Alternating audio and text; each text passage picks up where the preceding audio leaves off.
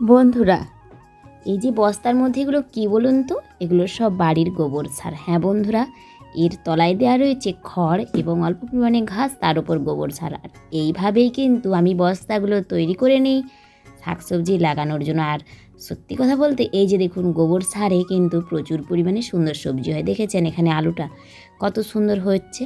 আপনাদের এইটা দেখাবার জন্যই রেখেছিলাম যে গোবর সার, এই যে দেখুন মাটি, এতে কিন্তু প্রচুর প্রচুর গোবর সার দেওয়া রয়েছে। আর এই গোবর সারে প্রচুর তরতাজা এবং সুন্দর সবজি হয়। দেখুন সবজির রূপ, এই যে শাক বলুন, ধনেপাতা বলুন, যা কিছু আপনি লাগাবেন সবটাই কিন্তু এই গোবর সারেই হবে। আর গোবর সারেই এত দারুণ সবজিগুলো হয় যে কি বলবো, একদম রাসায়নিক বিহীন। এখানে কোনো আর অন্য সার দেয়া নেই, শুধুমাত্র ওই গোবর সারই দেওয়া রয়েছে।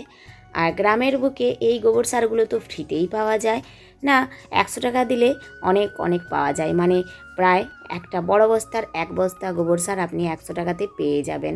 গোবর সার না, সেটা অবশ্য ঘুঁটে। আর আমরা সবাই কিন্তু গ্রামে যেহেতু বাস করি, তাই আমাদেরকে এগুলো প্রতিদিনই আমাদের কাজ, অর্থাৎ গরুর কাজ করা বা ঘুঁটে দেওয়া, এগুলো গ্রামের প্রতিটি মেয়েকেই কম বেশি করতে হয়। আর তাই আমরা কিন্তু এই বাড়ির গোবরগুলোকে নিয়ে আবার এইভাবে কাজেও লাগিয়ে নিই। দেখেছেন কি সুন্দর পেঁয়াজের শাকগুলোও হয়েছে, এখানে প্রচুর পেঁয়াজকলি হয়েছিল, সেগুলোও খেয়েছি। তবে সম্পূর্ণ কিন্তু জৈবিক, এখানে কোনো রকম কোনো রাসায়নিক আমি দিই না, শুধুমাত্র গোবর সার দিই। আর যদি ইচ্ছে করে তো একটু খোল দিই, ওই যে সর্ষের গুঁড়ো খোলগুলো পাওয়া যায় ওইগুলোই। তবে একটা কথা আপনাদের বলবো, আপনারা যদি এরকম গোবর সার পান, তাহলে কিন্তু প্রচুর শাকসবজি এমনিতেই করতে পারবেন। গোবর সার দেওয়ার পর আর কোনো কিছুই দেওয়ার দরকার লাগে না। আমি তো গাছ করতে গিয়ে এটাই বুঝতে পারলাম যে এই গোবর সারের মধ্যে প্রচুর প্রচুর পরিমাণে পুষ্টিগুণ থাকে, যেগুলো গাছেদের জন্য ভীষণ উপকারী। আর এই যে এরকম টাটকা, অর্গানিক, রাসায়নিক মুক্ত, সার বিহীন যদি আমরা শাকসবজি খাই, সেগুলো আমাদের খাদ্যের জন্যও তো খুবই উপযোগী এবং আমাদের শরীরের জন্যও খুবই স্বাস্থ্যকর। তাই আপনাদেরও বলবো, আপনারা চাইলেই সে শহরে থাকুন বা গ্রামে, যেখানে খুশি এখন সব জায়গাতেই সব কিছু পাওয়া যায়, কিছু গোবর সার অবশ্যই কিনবেন এবং সেগুলো দিয়ে কিন্তু নিজেদের প্রয়োজনের যে শাকসবজিগুলো সেগুলো তৈরি করবেন। এতে আর মাটির প্রয়োজন হবে না। তাছাড়া ওই যে ভার্মি কম্পোস্ট, যেটা আমরা সকলেই প্রায় কম বেশি কিনে থাকি, সেটা তো এই গোবর সার এবং খড় ওগুলো দিয়েই তৈরি, ওগুলোকেই পচিয়ে কিন্তু ভার্মি কম্পোস্টটা তৈরি করা হচ্ছে। ছোটোবেলা থেকে আমরা দেখে এসেছি আমাদের বাড়ির যত গোবর সার বা উনুনের যে ছাই, সেই ছাইগুলোকে কিন্তু একটা জায়গায় ফেলে রাখা হতো এবং যখন চাষাবাদ হতো জমিতে, তখন সেই ছাই বা গোবর সারগুলো গিয়ে জমিয়ে ফেলা হতো। তারপর 15 দিন রাখার পর জমিতে চাষ হতো। অর্থাৎ গোবর সার বা ছাইটাও তো 6 মাস 1 বছর একটা বিরাট গাদি হয়ে পড়ে রইল। এবার ওই গাদিটা জল আলো বাতাসের সংস্পর্শে যখন পচে পচে সারে পরিণত হয়, অর্থাৎ ওর তেজটা নষ্ট হয়ে যায়, তখন ওটা তো এমনি এমনি পড়ে পড়ে একটা সুন্দর পচন ধরে যায় বা উন্নত মানের সার তৈরি হয়ে যায়। তো সেটাকে নিয়ে গিয়ে যখন জমিতে ফেলা হয়, তো জমিতে তো আলু বলুন বা পেঁয়াজ, এসবের উর্বরা শক্তি কিন্তু প্রচুর প্রচুর হতো। আমরা এটা দেখেছি ছোটো থেকে। আর তাই আমিও কিন্তু এই গাছগুলোতে গোবর সার দিতেই পছন্দ করি। এই যে দেখুন, প্রতিটি গাছের গোড়ায় কিন্তু আমার এইভাবেই গোবর সার দেওয়া রয়েছে। দেখেছেন, আমি আর অন্য কোনো রকম কোনো কিছুই ব্যবহার করি না। আর এই যে হচ্ছে গোবর, অবশ্যই আপনাদের দেখাবো সামনে থেকে যে গোবরটা কাঁচা অবস্থায় ঠিক কীরকম বা ঘুঁটেটা আমরা কিভাবে দিই। গোবরগুলোকে গোল গোল করে এমনি ফেলে দিলে কিন্তু রোদে ওগুলো শুকনো হয়ে কয়েকদিন পর সুন্দরভাবে জ্বালানির জন্য ঘুঁটেটা তৈরি হয়ে যায়। এই যে দেখুন, এটা হচ্ছে মানে আসলে গরুর গোবর। এই গোবরটাকে গোল গোল করে আমরা এইভাবে দিয়ে দিই এবং সেটা রোদে থাকার পর শুকনো হয়ে যায় এবং এটাই গ্রামের বুকে জ্বালানির জন্য ব্যবহার করা হয়। অর্থাৎ গ্রামে যারা বাস করে তারা কিন্তু বেশিরভাগই এইরকম ঘুঁটে অথবা কাঠের জ্বালানি ব্যবহার করে থাকে। আসলে গ্রামাঞ্চলে এই ঘুঁটে বা কাঠের জ্বালানিকে খুব স্বাস্থ্যকর বলেই মনে করা হয়। আর তাদের ধারণা যে গ্যাসে রান্না করে খেলে সেই খাবারটা নাকি অতটা স্বাস্থ্যকর না, যতটা এই জ্বালানিতে রান্না করে মানে উনুনে রান্না করে খাওয়াটা। এটা সেই প্রত্যেকেরই প্রায় ধারণা। জানি না আমরা এর কতটা কি কারণ রয়েছে। এখন তো আবার ইন্ডাকশান এসে গিয়েছে, অনেকেই ইন্ডাকশানেও রান্না করে খায়। তবে অনেকে কিন্তু এখনও শহরাঞ্চলেও এই কাঠের বা গুলের জ্বালানি ব্যবহার করে থাকে।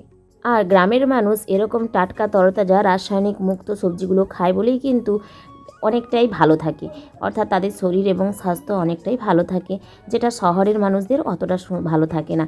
কারণ শহরের মানুষরা এমনিতেই অতিরিক্ত দূষণযুক্ত পরিবেশে থাকে, আবার মানে কলকারখানা বেশি সেখানে, যেটা গ্রামে মুক্ত পরিবেশ, খোলা বাতাস আমরা একটু হলেও পাই, কিন্তু শহরে তো সেগুলো পাওয়া যায় না।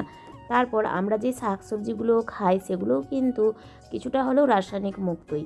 আর পুকুরের মাছও প্রত্যেকের প্রায় বাড়িতেই পুকুর থাকে, একটা দুটো করে, একটা দুটো তিনটে, যার যেমন অবস্থা সম্পন্ন বাড়ি সেরকমভাবেই থাকে। তো পুকুরের মাছ সেটাও কিন্তু খুব উপকারী। তবে এখন চারপাশে ঝিল হয়ে যাওয়ার জন্য মানুষজন কিন্তু সেভাবে আর পুকুরের মাছ খাচ্ছে না। বেশিরভাগই ওই ঝিলের মাছগুলোই আমাদের চারপাশে এখন বেশি আমদানি এবং দামও কম। তবে সেগুলো খাওয়া উচিত না।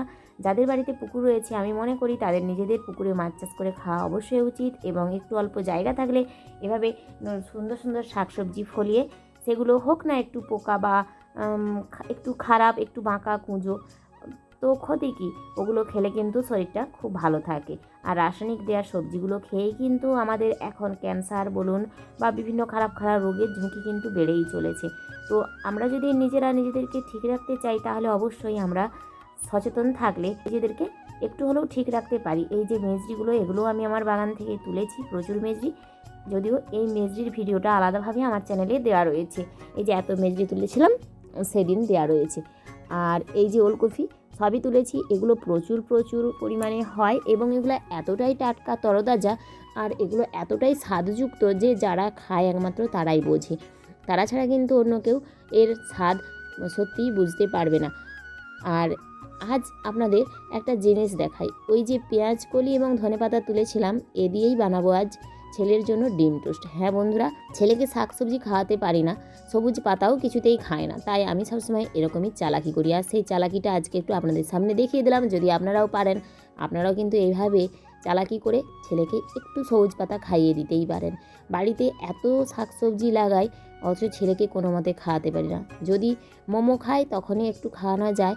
আর এই দেখুন, এইভাবে আমি ডিম ভাজলেই ওর কিন্তু ডিমের মধ্যে এইভাবে কিছু সবজি অ্যাড করে দিই, আর এতে করে এটা একটু মানে স্বাদযুক্ত হয় এবং ও আর বেশি ঝামেলাও করে না, খেয়ে নেয়।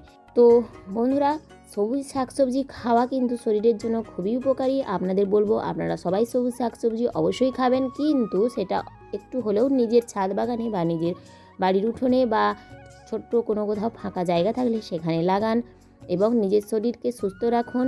ভালো থাকতে গেলে একটু তো মানে পরিশ্রম করুন নিজের জন্য, নিজের স্বাস্থ্যের জন্য, নিজের পরিবারকে ভালো রাখার জন্য। আজকের মতো আমার ভিডিওটি এখানেই শেষ করছি। আমার ভিডিওটি যদি আপনাদের ভালো লেগে থাকে লাইক কমেন্ট শেয়ার করবেন, আমার চ্যানেলটিকে সাবস্ক্রাইব করে আমার পাশে থাকবেন এবং আমার ভিডিওটি কেমন লাগলো অবশ্যই জানাবেন। আজ আসি, টাটা।